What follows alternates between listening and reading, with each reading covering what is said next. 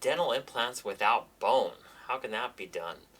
So what if you don't have any bone at all? You've been told there's just not enough bone for this procedure. In my office, I treat the most extreme of extreme patients. So when the bone is missing, you basically have two different options altogether. One is to utilize the good bone that's left, and that may not always be in the area that you think. And the second option is to rebuild the bone back through bone grafting, bone rebuilding. So let's go with the first option of the concept of using the good bone that you have. So some people have really tiny bone. They've lost all their upper and lower teeth, and their face has sunken in, and everything is just gone. Now, the only way to really build back the bone with all missing teeth would be to take bone from your hip at the hospital and stick it in your mouth, and so doing hip grafting. A better option, and I've written on this before, is called bone leveling, and usually using the good bone that you have. It may be in remote locations. So let's talk about the upper jaw. So if you have no bone, implants with no bone on the upper jaw, the solution oftentimes was called a zygomatic implant, and I'll post some links to that here as well. The zygomatic implants come this way. They're long, about maybe 45 millimeters long. They go into the good bone of the cheekbone. That's very hard, and you can put implants through the mouth and connect those up very easily. And again, I won't belabor that point. I'll put some links up for zygomatic implants. Other options was called pterygoid implants. Those go in different spots as well. So instead of rebuilding the bone, they go back where the wisdom teeth used to be, and where there's really, it looks like there's no bone. So 99% of dentists will not even know what that implant is or how it is placed or where it goes, or they've never even heard of it actually. And the same thing with zygomatic implants. It's not a very common thing because it's more difficult. The other option in the upper jaw, so we talked about pterygoid implants, zygomatic implants, and also implants that go into the base of the nose, or they go trans-sinus. They go through the sinus and into the basically the side portion of the nose called the piriform rim. Those are all things in my practice that I do on a daily basis to treat the patients that have no bone. And not only do they have to have this surgery done, but they get teeth on the same day or by the very next day.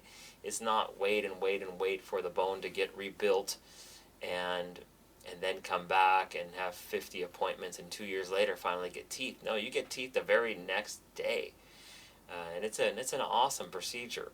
On the lower jaw, again, there's usually some remaining bone in this area, kind of in between where the nerves end on each side. Even if it's as thin as my pinky, I can generally still put implants in and make a fixed bridge. Sometimes I have to do alternatives, like I need to move the nerve, called the mental foramen. Move the nerve is called repositioning of the nerve, so that it's in the way. Sometimes let's call the wires of the jaw run through each side about right here. Sometimes I have to move them out of the way to put implants into the right spot. So these are obviously more extreme, dealing with the patients that have no bone at all but still want implants to stay in place, not a snap-on overdenture that would have to come in and out. So nerve repositioning on the bottom jaw, or moving that little hole we call the foramen, mental foramen, move it out of the way so that implants can be put into the right spot. Sometimes managing the lower jaw with another option called a subperiosteal implant. It's an implant that goes over the bone, doesn't even go in the bone. It's an older technique, but we've seen some resurgence with it, using different technologies for 3D printing and milling in titanium. Other things called blade implants I use for the no bone patient that has nothing at all. Those options oftentimes are much better, much more cost effective, a lot less surgery than rebuilding massive amount of bones, especially for full mouth replacement. In smaller segments, rebuilding bone, if you're missing a section of teeth here or a section of teeth over here or one tooth, then certainly building bone by taking bone from the jaw over here, transplanting it up over here. Sometimes it's ground up and placed there. Sometimes it is powdered or synthetic bone, or usually bone from a tissue donor, is planted underneath a membrane. It's tucked under the gum, and bone is placed, a membrane is placed to hold it all in, and it's allowed to heal for several months. So even in spaces that have no bone at all, you've been told you're missing a front tooth or the lower teeth or the back one, that bone can be rebuilt, the nerves can be moved. Sometimes it just takes more extreme measures, building a cage with titanium to hold in a bone graft, to sometimes move a segment of bone, not even detach it, meaning leave it attached to the gum and move it. We call that a vascularized pedicled bone flap. I don't mean to be too technical, but what I'm trying to do is give you hope that you can certainly have implants if you've been told there's no bone.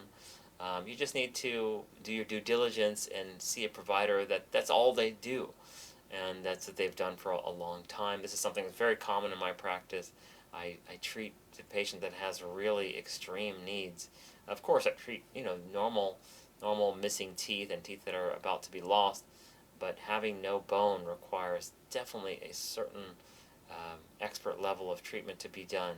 So I'll post some links so you can click around and begin to learn a little bit about it, but have hope. You can have dental implants for sure. It may just cost a little bit more. It may take a little bit more time, sometimes a lot less time than you thought, but it is certainly doable.